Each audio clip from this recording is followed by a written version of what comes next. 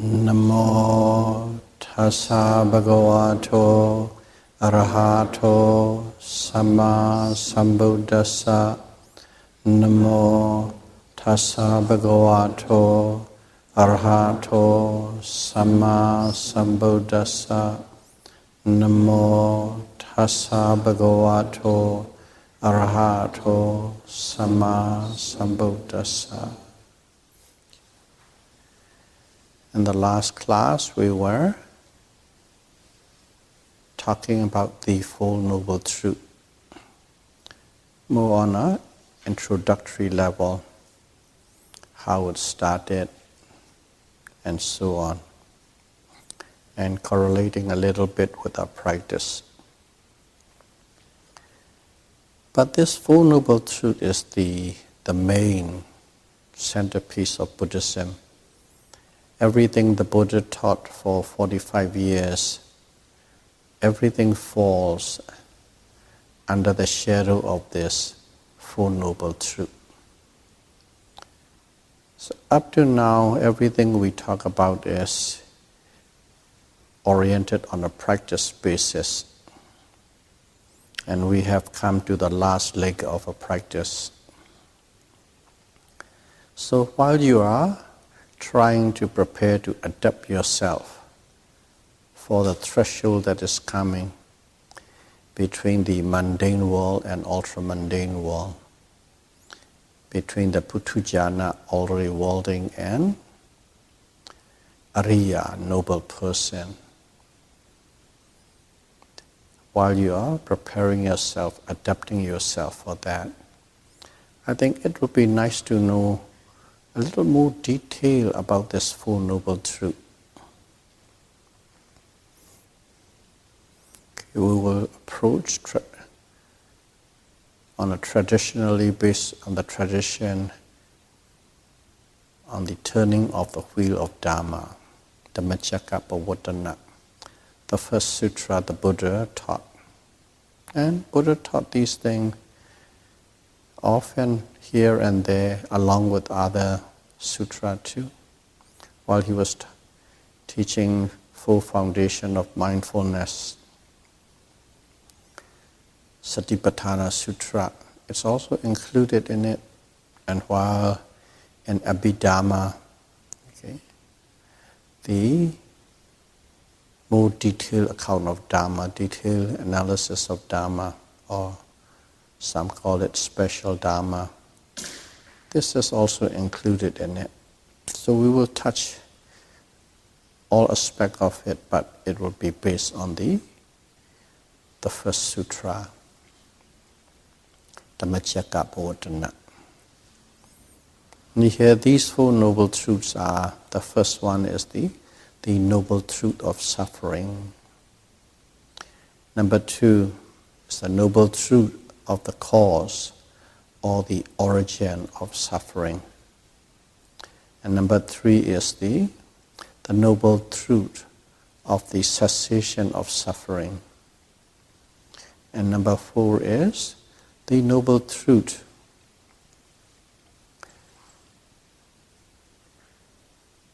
leading to the way of the cessation of suffering, the ways to the cessation of suffering, the Eightfold Noble Path. Those are the four. In these four, the first two, suffering and the cause of suffering, they are in the mundane world. It belongs to the mundane world. And the truth of the suffering, the first Noble Truth, is the Dharma that one needs to thoroughly understand. Thoroughly understand theoretically and as well as experientially. Really understand. That truth needs to be understood thoroughly. And second truth is Nirodha Samudaya Sissa, the Noble Truth of the origin of suffering, which simply call craving, tanha. And this Dharma or this noble truth is the Dharma that one must abandon. The first truth is one need to thoroughly understand. The second truth is one must be abandoned. And these both are in the mundane world, Lokya. And they have a relationship. The relationship is causal relationship, cause and effect. This craving or tanha is the cause. And this dukkha or suffering is the effect. Cause and effect, that is their relationship. So, if one wants to totally get rid of the suffering, which is the effect, what do? One must eliminate the cause. As simple as that. If you can eliminate the cause, if you can abandon the cause, there will be suffering no more. That is their relationship. And the third and the fourth noble truth, cessation of all suffering and the path leading to the way to the cessation of suffering, they are called ultra-mundane Dharma. It belongs to the ultra-mundane, Lokuttara, not to the Lokiya. You cannot find them in the Lokiya or in the world of Nama and Rupa. Lokiya means the world of mind and matter. Lokuttara is the world beyond the world of mind and matter. So this Nirodha Sissa, this cessation of all form of suffering, is also known as Nibbana, popularly known as Nibbana. When you say Nibbana, it means this is the end of all form of suffering. In a way, the ends of Nama and Rupa. There is no Nama and there is no Rupa in this Nibbana Dhamma or Lokuttara Dhamma. And in here, this third noble truth is one that need to be realized. Okay. The first one is to thoroughly understand. The second one is to abandon. And the third one is to thoroughly realize. And if you don't come to the realization, okay, you would never know about it. It is beyond time and space. It is beyond Nama and Rupa, mind and matter. But it truly exists. And it has no condition. Because Nama and Rupa is the world of condition. And if there is no Nama and Rupa, that means there is no condition. It is the unconditioned world. And even though we say that world, it is not in space, it is not in time. Okay. And there is no matter and there is no mind. That is the Nirodha Sissa that one must experience. And the fourth noble truth is the path leading to the cessation of suffering. And this is also said to be Lokuttara Dhamma. It is not in the world of mind and matter, not in the Lokiya. What it really says is, these are the 8 constituents, or the 8 kind of elements, or 8 Dhamma. Okay. We all know what the Eightfold Noble Path is. That's it. And also, we are practicing, even right now, okay, wherever we are practicing about this right deed and right speech and the right livelihood and effort and mindfulness, concentration, right thought and right view. We are practicing, we are doing it right now, and still we say it doesn't belong to the Lokiya mundane world, it belongs to the ultra-mundane world. So they need a little bit of clarification to understand that. Yes, we are practicing, especially Satipatthana Vipassana.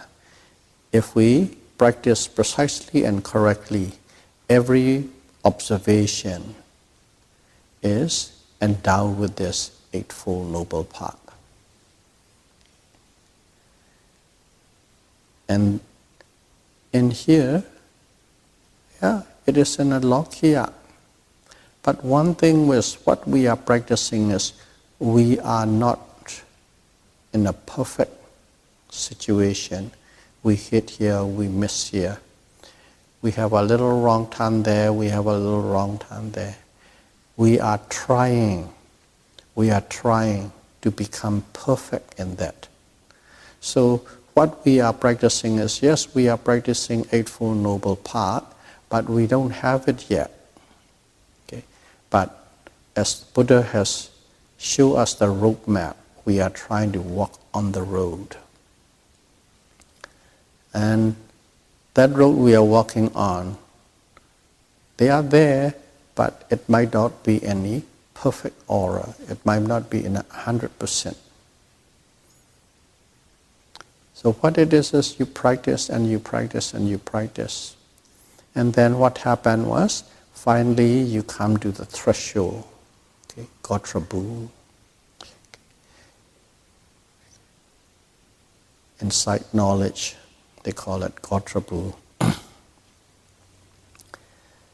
Jnana. And when you come there, that is a threshold, you pass over there and your mind and matter cease to exist. Which means at that time, as the mind and matter cease to exist, your object of observation cannot be matter and mind, cannot be materiality and mentality, because they ceased. So, but there exists one.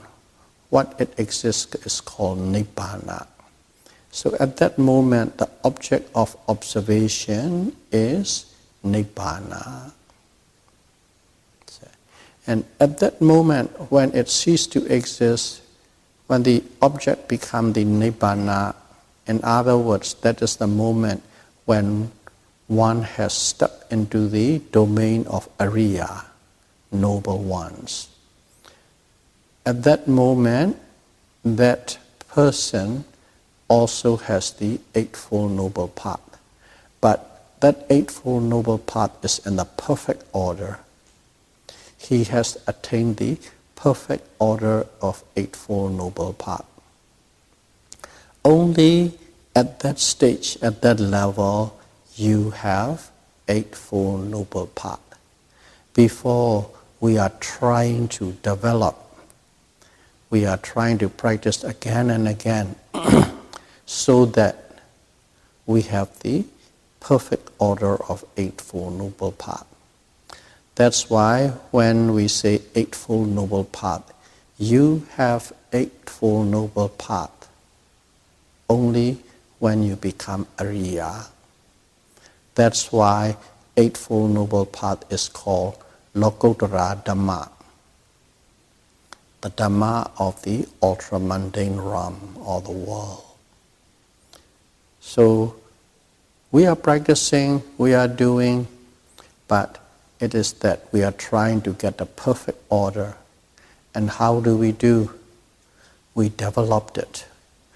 We observe again and again. We multiplied it, we developed it, we developed it. That's what we are doing. Every observation is we are developing that Eightfold Noble Path. That's why the Fourth Noble Truth, Eightfold Noble Path is called, is something you must develop. So these Four Noble Truths have their own assignment that one needs to do. The first Noble Truth, suffering, must be thoroughly understood.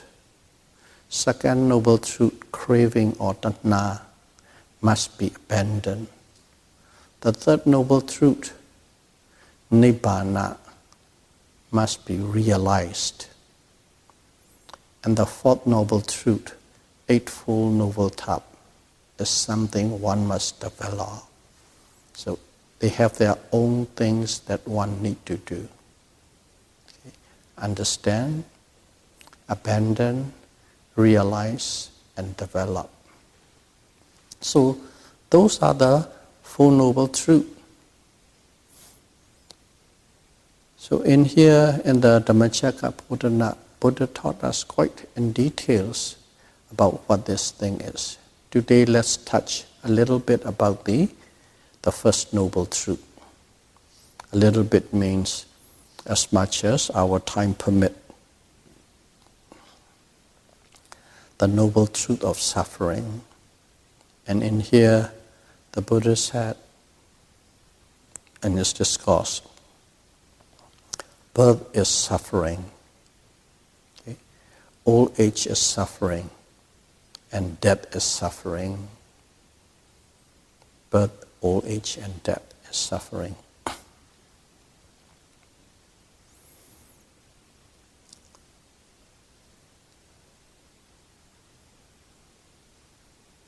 And here, what is birth? One need to know. Okay. Birth in Pali is called jati. So as a birth, there are many different kinds of birth in this cosmology of the living beings. One thing is called the egg-born or the womb-born. Living beings are born through the womb in an egg form. That is one kind of birth. Another one is called instant-born. Okay? In the egg-born, of course, you already know, they come in from the tiny little egg and slowly go. When you come in, you have to grow. You have to wait about 16 to 20 years to be fully grown and developed in all aspects, including your brain function. That is the first one, the womb-born or the egg-born. That's one type of birth. Second one is spontaneous birth. The spontaneous birth is you are born, but instantly you are fully grown and in full function in every aspect. That's called spontaneous born. It just suddenly appear. Those kind of things are like deva, celestial being. When they are born, they are instantly born in full physical and mental capacity. Humans are a part of the womb and the egg born, and they slowly grow. Animals, look at it, they are from the egg and the womb. And also, hell beings, they are also instant born. And some of the animals and then birds, they are egg born or the womb born. Egg and a womb. And there another type of birth is called the moisture born. You don't need anything, you don't need any parents, you don't need any egg, you don't need any womb. Just from the moisture and the right temperature and pressure in that environment with some material product, living beings are born. Some little small insects, you know, and you have seen it. There's nothing under a rock, under a piece of log, a little decay, it's just a moisture. You pull it up and there's something there. That's called moisture born. These are different kind of birth. Moisture born, womb or egg born, and then spontaneous born or birth. Different kind. So we are now, of course, dealing with the human. So let's go and touch with the human. In the human life, according to Buddhism, life starts at the moment of conception. Life starts at the moment of conception, jati. Okay. So when under this Dhammacakkappavattana, birth means from the moment that you are conceived, at the moment of conception, basically it's an egg. Okay? The egg from the mother is fertilized. That's an egg. And stay in the womb for about 9 months, or sometimes 7, some 8, some 9, mostly 9, and then 10. And then it's come out of the womb. So that period, from the moment of conception till you come out of the womb, is called birth in a human. But life begins at conception. And when we say birth, that is the period of premature born will be about 7 and some up to about 10. That is the birth period. So that is called birth. And in Buddhism, birth is suffering. So just look at it, how can a birth be suffering? Okay, sort of we can argue in many different ways, this and that.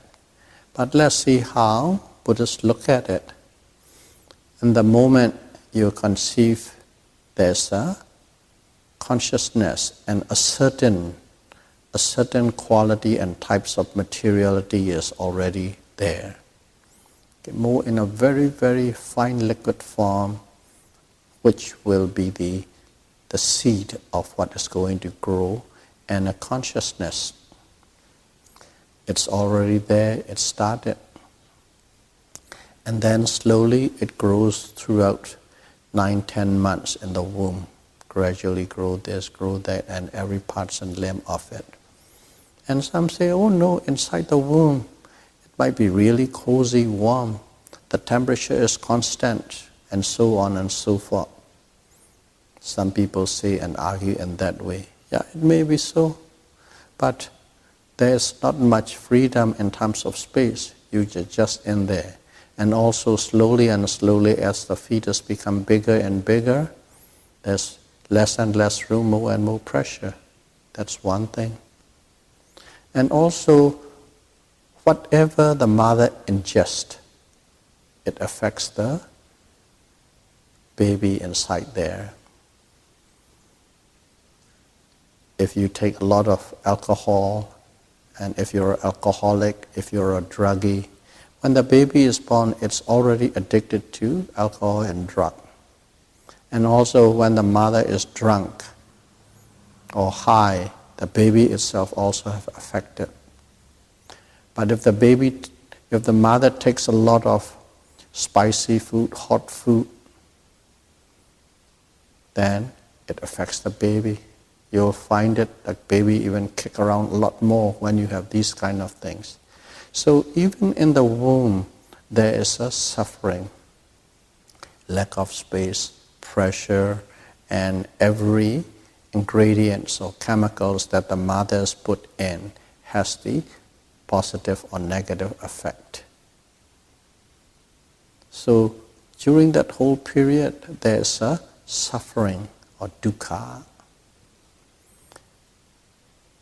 And also the moment you are born, when the moment you are born, the baby came out. The baby doesn't come up with a smile and a little giggle and a laugh. They came out with a cry, very loud cry. They were totally shocked into this space where there is air and the temperatures is uneven for them. So that's why birth is suffering. And then the next one is old age. In other words, aging or decay. So from a point of view, from that moment, little baby, to you just keep on growing and growing and growing. Oh, there's no decay. It is a growth. That's the way we look, we perceive, and we accept. It's growing and growing. up to about 20, and up to 30, then it becomes full. All the capacity, physical capacity, mentality become totally full around 30. And then starting from about 50, 60 range, it starts to deteriorate, grow. Only then we say grow old. From Buddhist point of view, every second is you are growing old. Every second is you are growing old. From the moment you came out, 10 seconds later, you are 10 seconds older. You are growing old, you are growing old, you are growing old. That is old age, aging. That aging is irreversible. It's going on. Okay. That is, we are talking only on the physical side. Physical side growing old, but we divide it two zones. Oh, this is great, growing, getting better, and this one is getting old. Yeah, you can say that way, but you are growing. Every second you grow is you are a second closer to death. That is what is happening. And although at the later age, 60, 70, 80, what happened? Your skin starting to dry, wrinkles, your eyesight starting to fail, ears starting to fail, hair become gray, tooth knocked out, fall down, and so on and so forth. You don't have to paint it. Everybody knows the process. That's one thing. Do we want it? No, we don't want it. But still it happens. That is called growing old or decay or old age. That's only the physical aspect of it that is suffering. And also mentally, even from the child part, okay, in the earlier part, they have to depend on the parents for their food. Every little thing they need, they have to depend on it. And then when they become toddlers, again too, there's a lot of tug of war with the world. And then when you are in a younger age, you have to listen everything to the parents. Some agree, some don't agree. Based on the mentality, there's a conflict. Teenagers, you know how you have to really fit into the environment. And when you get older, getting a job, getting a degree, making money, having family, and so on. We don't need to elaborate. You can think about the whole process, how a person grows, and everything is a struggle. Everything is a struggle. But one thing was, we try to think about little pleasure and pleasant moments, and we sweep all these negative things under the rug. We hide it. We hide negative things under the rug, and we only talk about what the great things and good things and how life is great and good. Yeah, great, good, life is good. You live in a big mansion, throwing the parties, lots of friends. Seems like okay. But a few years later, you found out that couple split. Before they split, they are about 4, 5, 6, 7 years. There's a struggle, but they just put the facade on the face. There's some mental age, mental suffering throughout the ages, through the growth it is going. Birth, aging. And then throughout there's a lot of sickness, illness, so many things going on. But again, all these things, while we put it under the rug and we try to put the best foot possible and put a beautiful face and smiling face and thinking that life is worth it. But the reality is you cannot hide. Every moment is growing old. Every moment has difficulties which we don't like to admit because you are weak if you admit it. And then death. Everybody is scared of death because you don't want to leave this life and at the same time you had to leave. and you don't know where you will be, that's also scary. Okay? You have to leave the loved ones, you have to leave the property, you have to leave everything behind. It's a very scary moment. That's why birth, old age, and death is suffering. That is how Buddhists put it. On the human life cycle, that's how we are going. So the Buddhists put that, and then also the Buddha said, sorrow and lamentation, okay, pain and grief and despair, they are suffering. Actually, sorrow and grief and pain itself is suffering. Okay? These are the suffering that is suffering. Dukkha, dukkha, they call it dukkha, dukkha. And these mental pain of various levels. What is sorrow?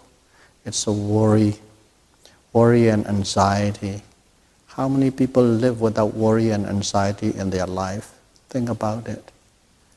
And there are moments it becomes too extreme. You even just cried out aloud. Especially in some culture, they express more.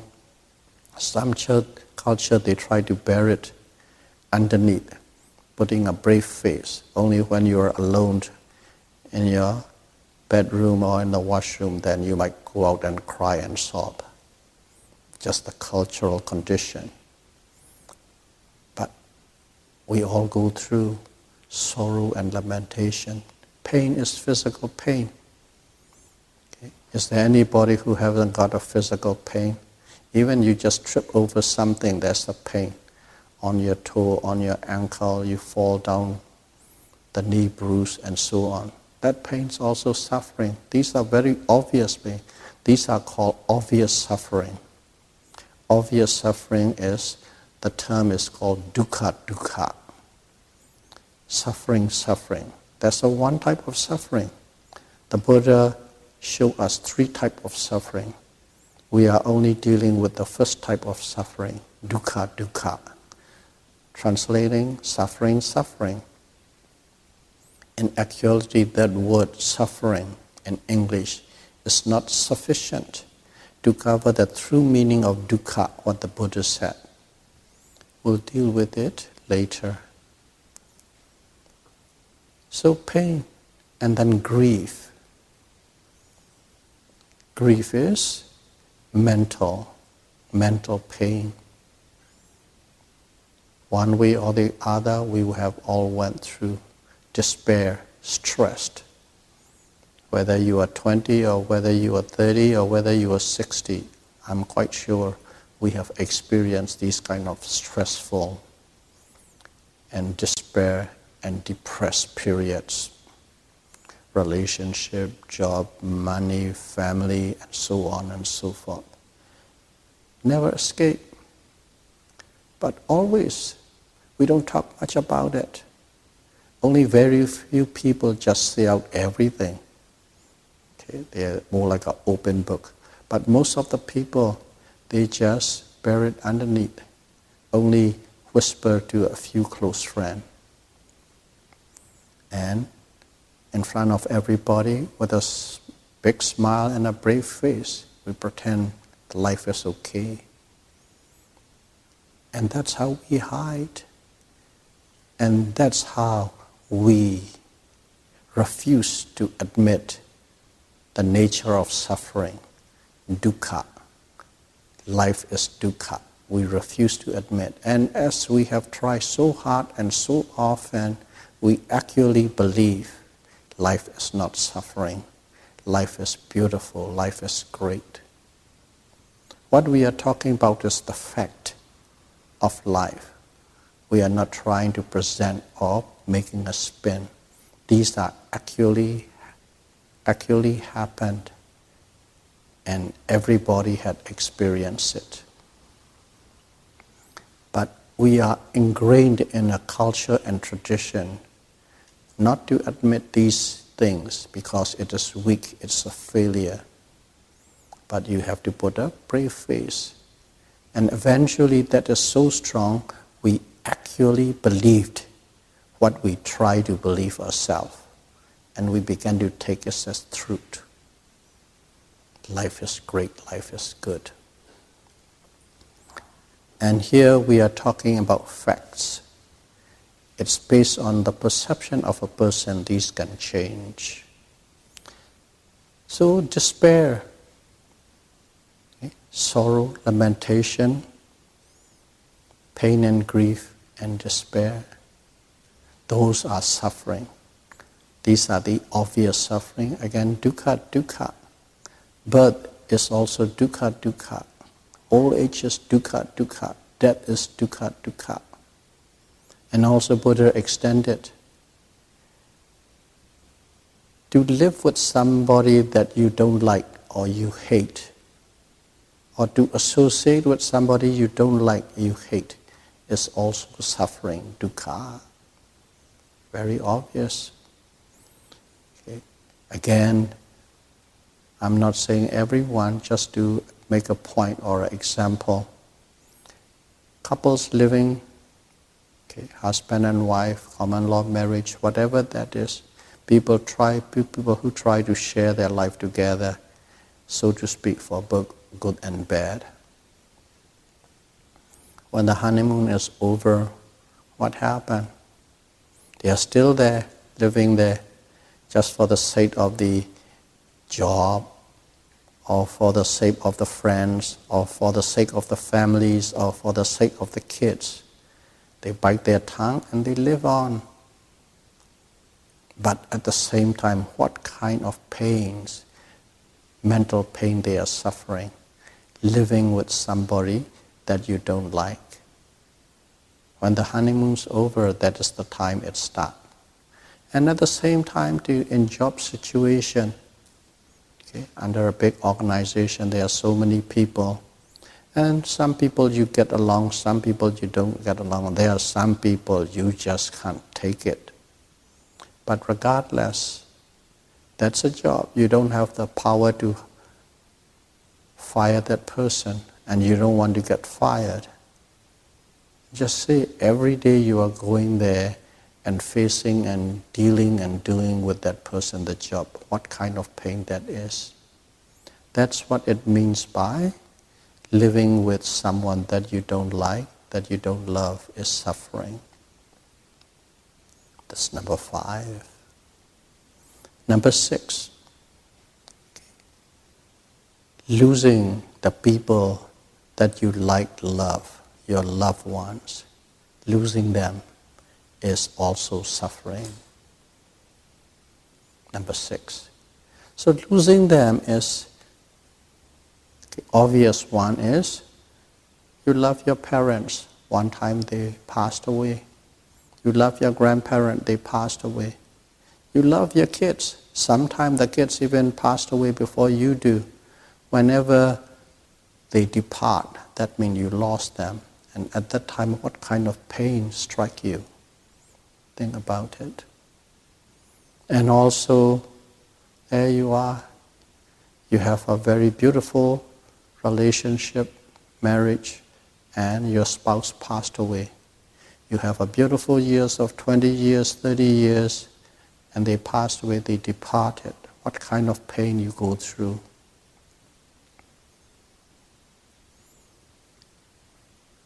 And you have a great relationship in a younger age, but for some reason one has to be transferred to another city, another town, another country, but at the same time you can't afford to let go of your job.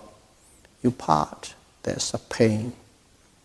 That is what is meant by losing the people that you love and like. It's also suffering. Those are the very obvious ones. And all these are obvious suffering. Dukkha, dukkha, dukkha, dukkha. We all have gone through, and nobody would deny that this is suffering. And then the next one is called the 5 aggregates of suffering. And here it becomes a little bit more difficult to understand or difficult to even accept the five aggregates as suffering. Up to this point is all great. And what is the five aggregates? Okay. Five aggregates is basically, let's start from the word self. Self is you, me, I. Okay. What is this self made up of? This self is made up of this body, physical body, matter, and the consciousness or mind. Mind and matter, or body and consciousness. That is self. And this body and consciousness, in Pali is called Rupa and Napa. Rupa is the matter, Nama is the mind. Okay, Rupa is physicality, that is matter is simply matter. Let's just, for the sake of communication, let's call it all made up of atoms. Rupa is Rupa. This body is made up of atoms. Your body is made up of atoms. Every living being is made up of atoms around here. Okay. And in Nama, okay, the mind, Buddha split into 4 different groups because they are quite distinct and they have a very distinctive function on their own. That is the reason Buddha split the mind to 4 groups. The first group is called Vedana. Vedana, feeling and sensation. That can be stand alone and it can be treated by itself. You can understand that very clearly. Feeling or sensation. What it is we all know, we all can experience. Undeniably, we have experiences, pleasant feelings, we have experiences, unpleasant feelings, and also neutral feeling. Feeling there are, we neither feel pleasant or unpleasant. As it is neutral, we don't even know. Those are the feelings. That feeling is one of the part of mind. One part of the mind is called feeling or Vedana. And second one is called perception, Pinya. That perception is also a part of the mind. And it is put separately because it has its own distinctive function. And we are operating it all the time. All the time. We don't even know, we are not even aware that process is in operation. Okay? Forget about us. Let's go to the little one, 2 years old, 3 years old.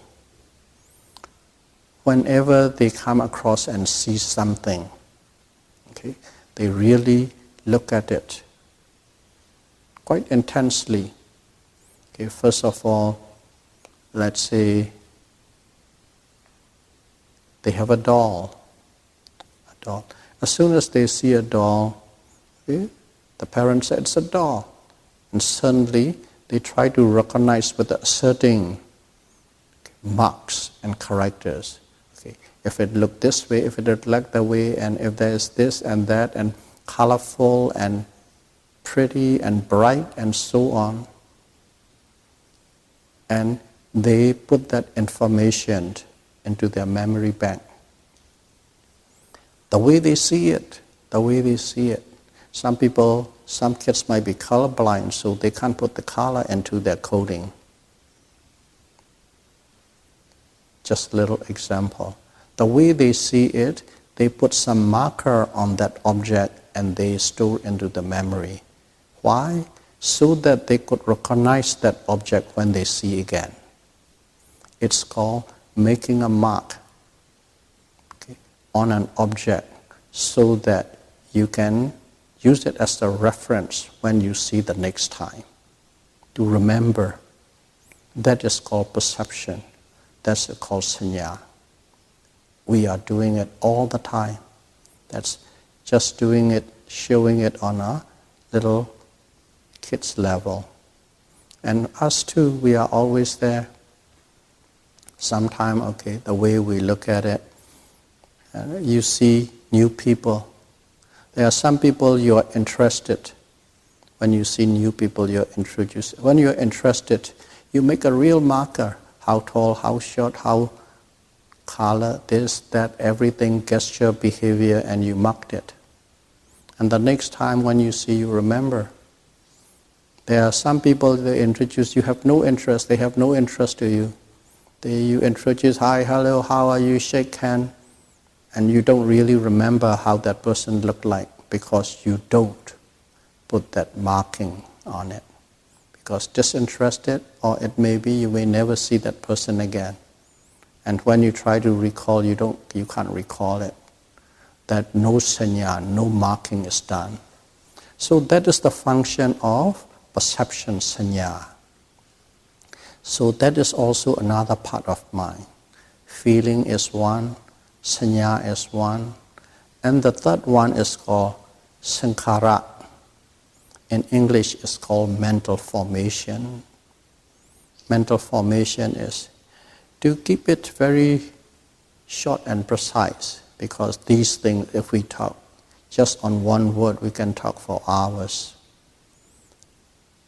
Sankhara is, to understand in a different way, whenever a consciousness arises, there's a consciousness, one consciousness, and associates or mental associates, a bunch of other factors that have their own function of its own.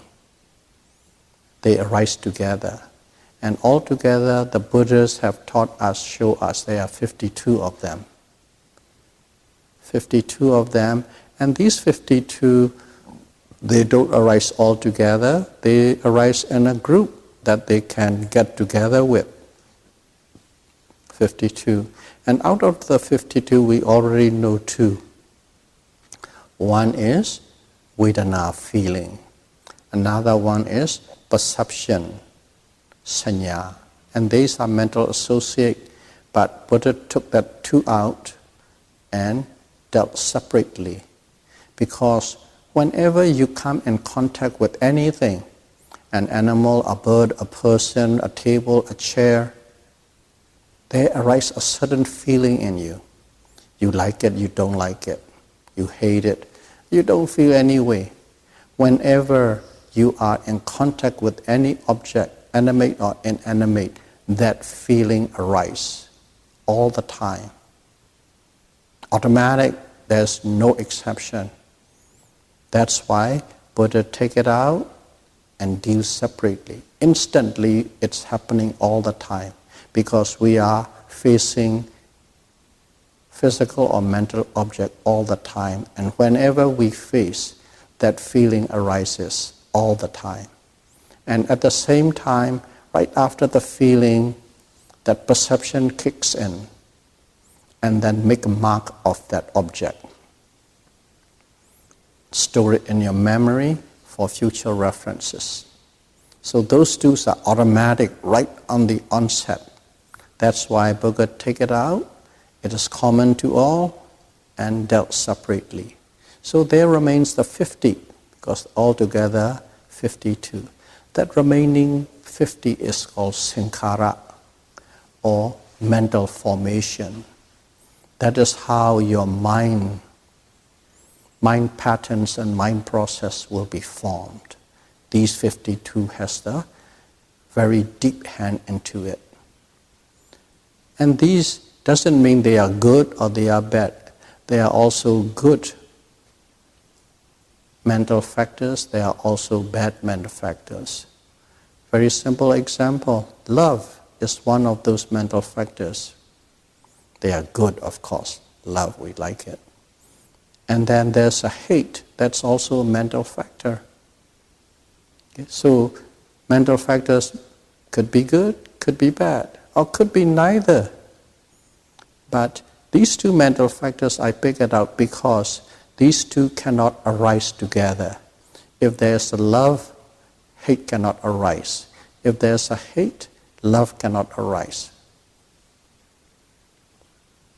And these mental factors arises together with a certain type of consciousness. So a consciousness arising with hate, you can rest assured you won't see any love mental factor. You won't see any kindness in it. That kind of a nature, just to give an example. So these kind of emotional things, love, hate, jealousy, envy, joy, happiness, all these emotions, quite a bunch. They are all mental formation because they have a certain hand to make the life pattern of you. They have their own functions, they have their own power. Based on which one is arising, your life flows in that way. And your actions are totally, respectively, correspondingly expressed according to these mental factors.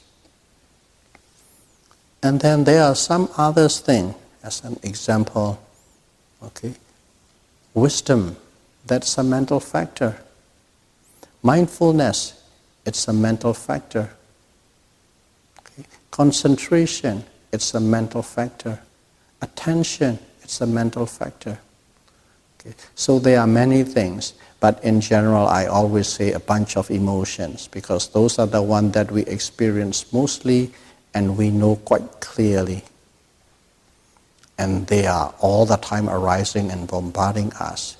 Something like wisdom and something like concentration and something like mindfulness, they don't arise quite often. We have to purposely develop, we have to purposely nurture to develop them.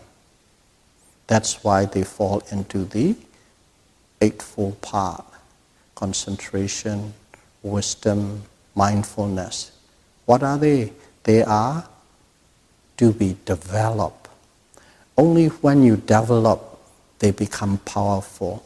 Only when they develop, consciousness associated with them can arise. Otherwise, those kind of consciousness are far and wide. The most type of consciousness arises are with a whole bunch of emotions, good emotions and bad emotions. But those kind of things are called sankhara, mental formation, altogether 50 of them. So that is a third of the mind. And the fourth is called vijnana. In English, it's consciousness. And in here, most of us, as soon as we hear the word consciousness, we have our own perception of what it could be, what it would be, or how we believe it. Based on the belief, we draw a conclusion, or we set it and we accept it. That is our point of view on consciousness. That is how we take it. But according to Buddhist definition, what is a consciousness? What is a vijnana? That consciousness, that vijnana is not a mind yet. Mind is the combination of the four. Combination of the feeling, perception, some of the mental formations, and a consciousness. When those fours are put together, it's called mind. So consciousness is totally separate. In fact, it is called vijnana. Vijnana. And from the Buddhist definition, what is this vijnana, consciousness is?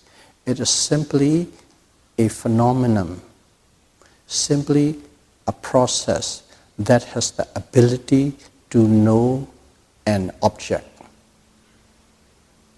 A phenomenon or a process that has the power and the ability to know an object. That is consciousness. So it is not a person, it's not a being, it's not an individual, not a man, not a dog. Simply a phenomenon. I quite often use the example of the motion detector. Motion detector has the power and the ability to detect the motion. If there is no motion, that is not walking. If there's a motion, it comes alive and it sends a signal. Beep, beep, beep, beep. Just like that, if there is an object, that consciousness arises. If there is no object, that consciousness cannot arise. That consciousness cannot exist without an object. That consciousness is the power or the ability to know the object. If there is no object, there is no knowing. If there's an object, there's a knowing. Just showing you a different angle, different perspective, point of view of what consciousness in a Buddhist sense. That's it. It's the ability or a power, a phenomenon or a process to know an object. But of course, objects are all the time arising all around. So it seems like there's consciousness, zillions of consciousness arising. So as the zillions of consciousness arising in a very short span, it seems like to you it is the same consciousness. It is the same me, the same I, the same you, the same us. Because they are operating at a speed it's without and beyond our comprehension. That's why it looks like one and the same. But in reality, these consciousness are vibrating like a billion in a second, billions of consciousness in a second. And they have objects to associate or identify with. So that is vijnana. So the Buddhists divided the mind into these four aspects: Vedana, Sanya, Sankhara, and Vijnana. Feelings and sensation, perception, mental formation, and consciousness. So the first one is what? Rupa, form or matter. And these five are called five aggregates. Five aggregates. And the Buddha said these five aggregates are suffering. In other words, mind and matter is suffering. In other words, is what we call self. You, me, I is suffering. In other words, everything in the universe is suffering. So we will elaborate about it on the next Dharma talk about this five aggregates, why Buddha said they are suffering. So may all of you be able to understand the noble truth of suffering as detailed as possible so that you can apply it in your mode of adaptation to the threshold which is going to the realm of Nibbana. Sadhu, sadhu, sadhu, Buddham bhajami, Dhammam bhajami, Sangham bhajami,